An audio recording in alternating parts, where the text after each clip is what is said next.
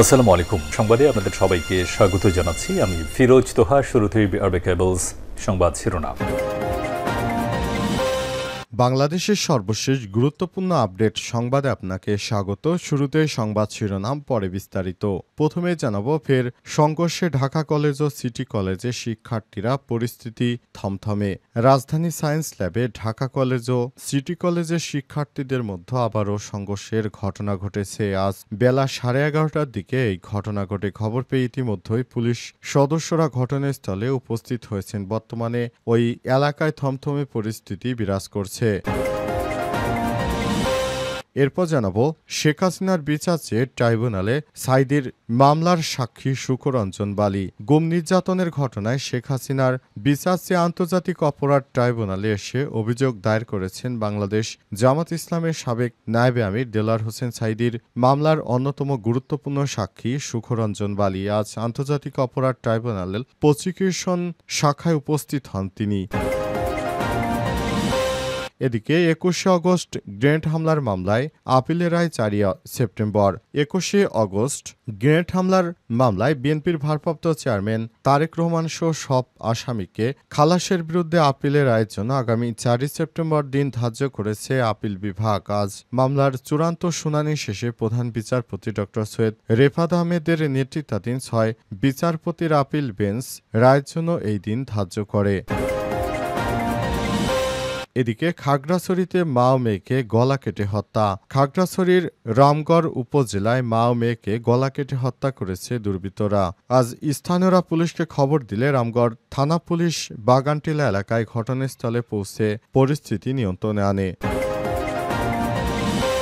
এবং সর্বশেষ জানাবো, সিলেটের নতুন জেলা প্রশাসক হিসেবে দায়িত্ব নিলেন সারোয়ার আলম। আনুষ্ঠানিকভাবে সিলেট জেলা প্রশাসকের দায়িত্ব গ্রহণ করেছেন মোহাম্মদ সারোয়ার আলম। বৃহস্পতিবার 21শে আগস্ট সকাল 10:30টায় তিনি জেলা প্রশাসকের কার্যালয়ে প্রবেশ করলে বিভাগীয় কমিশনার খান মোহাম্মদ রেজা উন-নবী তাকে স্বাগত জানান। প্রিয় দর্শক, এতক্ষণ শুনছিলেন সংবাদ শিরোনাম, এবারে বিস্তারিত।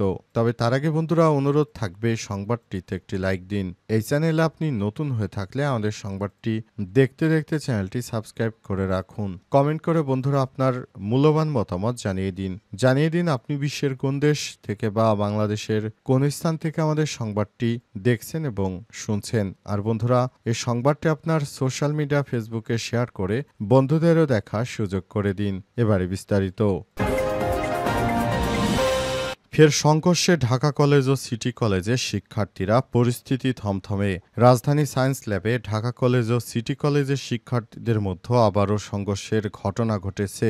বৃহস্পতিবার 21শে আগস্ট বেলা 11:30টার দিকে এই ঘটনা ঘটে। খবর পেয়ে ইতিমধ্যেই পুলিশ সদস্যরা ঘটনাস্থলে পৌঁছেছে। বর্তমানে ওই এলাকায় থমথমে পরিস্থিতি বিরাজ করছে। নিউ মার্কেট থানার ভারপ্রাপ্ত কর্মকর্তা ওসি একেএম মাহফুজুল হক গণমাধ্যমকে বিষয়টি নিশ্চিত করেছেন। তবে তাৎক্ষণিকভাবে দুই কলেজের শিক্ষার্থীদের সংঘর্ষের কারণ এখনও জানা যায়নি। তবে হঠাৎ করেই দুই কলেজের মধ্যে কেন এই ধরনের সংঘর্ষ শুরু হয়েছে সে বিষয়ে এখনও কেউ কোনো কিছু বলতে পারেনি। দুই কলেজের মধ্যেই মাঝে মাঝে সংঘর্ষের ঘটনা ঘটে। এই সংঘর্ষের কারণে পুরো ঢাকা শহরের অবস্থা থমথমে পরিস্থিতি বিরাজ করছে। এর আগে শেখ হাসিনা সরকার ক্ষমতায় থাকতে এর আগে কখনোই দেখা যায়নি যে দুই কলেজের মধ্যে কোনো সংঘর্ষের ঘটনা ঘটত, কিন্তু এখন বিভিন্ন সময় কারণে অকারণে দুই কলেজের মধ্যে সংঘর্ষের ঘটনা ঘটছে। এটা খুবই দুঃখজনক ব্যাপার। শিক্ষার্থীরাও এ ব্যাপারে তারা কি কারণে সংঘর্ষ বাধায় এসব বিষয় তারা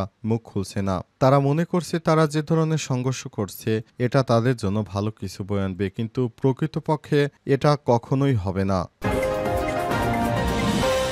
শেখ হাসিনার বিচার চেয়ে ট্রাইব্যুনালে সাঈদীর মামলার সাক্ষী সুখরঞ্জন বালী। গুম নির্যাতনের ঘটনায় শেখ হাসিনার বিচার চেয়ে আন্তর্জাতিক অপরাধ ট্রাইব্যুনালে সাক্ষী দিয়েছেন দেলোয়ার হোসেন সাঈদীর বিরুদ্ধে সাক্ষ্যদাতা সেই সুখরঞ্জন বালী। তিনি বলেন, তাকে দিয়ে জোরপূর্বক দেলোয়ার হোসেন সাঈদীর বিরুদ্ধে সাক্ষ্য দিয়েছিল শেখ হাসিনা। এ কারণে তিনি শেখ হাসিনার শাস্তি চেয়ে ট্রাইব্যুনালে আবেদন করেছেন। আবেদনের পরিপ্রেক্ষিতে তার আইনজীবীর পক্ষ থেকে বিষয়টি জানা গেছে। সুখরঞ্জন বালী বলেছেন, আমি কখনোই দেলোয়ার হোসেন সাঈদীর বিরুদ্ধে সাক্ষ্য দিতাম না, কিন্তু আমাকে শেখ হাসিনা ভারতে নিয়ে গিয়ে অনেক অত্যাচার নির্যাতন করেছিল। অবশেষে দেলোয়ার হোসেন সাঈদীর বিরুদ্ধে আমি সাক্ষ্য দিতে বাধ্য হই। দেলোয়ার হোসেন সাঈদীর বিরুদ্ধে সাক্ষ্য দেওয়ার কারণে মানবতা বিরোধী অপরাধের মামলায় দেলোয়ার হোসেন সাঈদীর আমৃত্যু কারাদণ্ড দেওয়া হয়। অনেক আন্দোলন সংগ্রাম হয় দেশব্যাপী এবং এই আন্দোলন সংগ্রামের ফলে তখন আমরা মাঠে নামি এবং দেলোয়ার হোসেন সাঈদীকে আমৃত্যু কারাদণ্ড দিতে বাধ্য হয় শেখ হাসিনা, কিন্তু এর আগে তাকে ফাঁসি দেওয়া হয়েছিল। অন্তর্বর্তীকালীন সরকারের প্রধান উপদেষ্টা ক্ষমতায় আসার পর শেখ হাসিনা পালিয়ে যাওয়ার পর সুখরঞ্জন বালি এসব কথা জানালেন। ২১শে আগস্ট গ্রেনেড হামলার মামলায় আপিলের রায় ৪ সেপ্টেম্বর। ২১শে আগস্ট গ্রেনেড হামলার মামলায় বিএনপির ভারপ্রাপ্ত চেয়ারম্যান তারেক রহমান সহ সব আসামিকে খালাসের বিরুদ্ধে আপিলের রায়ের জন্য আগামী ৪ সেপ্টেম্বর দিন ধার্য করেছে আপিল বিভাগ। মামলার চূড়ান্ত শুনানি শেষে প্রধান বিচারপতি ড. সৈয়দ রেফাত আহমেদের নেতৃত্বাধীন ৬ বিচারপতির আপিল বেঞ্চ রায়ের জন্য এই দিন ধার্য করেন। এর আগে হাইকোর্টে খালাসপ্রাপ্ত বিএনপির ভারপ্রাপ্ত চেয়ারম্যান তারেক রহমান ও সাবেক স্বরাষ্ট্র প্রতিমন্ত্রী লুৎফুজ্জামান বাবরের খালাস বাতিল চেয়ে শুনানি শেষ করে রাষ্ট্রপক্ষ। গত ১ ডিসেম্বর ২১শে আগস্টের গ্রেনেড হামলার ঘটনায় হত্যা ও বিস্ফোরক দ্রব্য আইনের মামলায় সাবেক প্রতিমন্ত্রী লুৎফুজ্জামান বাবর এবং বিএনপির ভারপ্রাপ্ত চেয়ারম্যান তারেক রহমান সহ সব আসামিকে খালাস দিয়ে রায় দেয় হাইকোর্ট। ডেথ রেফারেন্স নাকচ করে এবং আসামির করা আপিল মঞ্জুর করে ওই রায় দেওয়া হয়। আসামিপক্ষের দাবি, আলোচিত এই মামলায় তারেক রহমানকে জড়ানোর জন্য দ্বিতীয়বার তদন্ত ও মুফতি হান্নানের স্বীকারোক্তিমূলক জবানবন্দি নেওয়া হয়। ২০২৪ সালের ২১শে আগস্ট বঙ্গবন্ধু অ্যাভিনিউয়ে শেখ হাসিনার সমাবেশে গ্রেনেড হামলার ঘটনা ঘটে। এই ঘটনায় আওয়ামী লীগের ২৪ নেতাকর্মী নিহত হন। আলোচিত ওই ঘটনার পর হত্যা ও বিস্ফোরক দ্রব্য আইনে ২টি মামলা করা হয়। ২০১৮ সালে বিচারিক আদালতে ২টি মামলার রায় দেন। রায়ে সাবেক স্বরাষ্ট্র প্রতিমন্ত্রী লুৎফুজ্জামান বাবর, সাবেক শিক্ষা প্রতিমন্ত্রী আব্দুস সালাম পিন্টু সহ ১৯ জনকে মৃত্যুদণ্ড ছাড়াও বিএনপির ভারপ্রাপ্ত চেয়ারম্যান তারেককে ১৯ জন সহ যাবজ্জীবন এবং ১১ জনকে বিভিন্ন মেয়াদে শাস্তি এবং অর্থদণ্ডে দণ্ডিত করা হয়। রায়ের পর মামলার সব নথি পাঠানো হয় হাইকোর্টে। এখন শেখ হাসিনা পালিয়ে যাওয়ার পর সেই সব মামলাগুলোকে তারা নতুন করে রিভিউতে এনেছে এবং সমস্ত সাজাগুলো বাতিল করা হচ্ছে।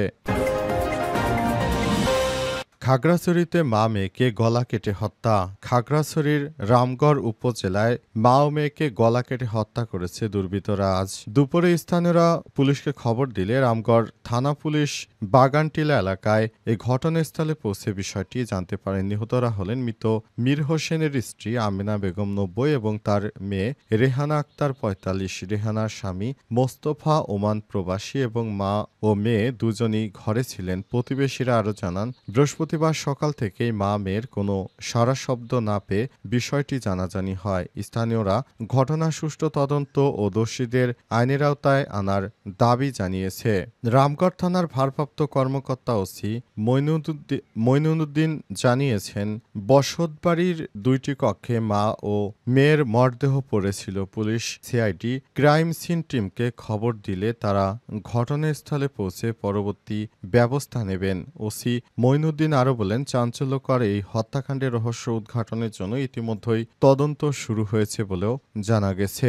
এ অবস্থায় ভবিষ্যতে আর যেন কোনো ধরনের এই হত্যাকাণ্ডের ঘটনা না ঘটে সেজন্য সবাইকে সর্বোচ্চ সতর্ক থাকার আহ্বান জানানো হয়েছে।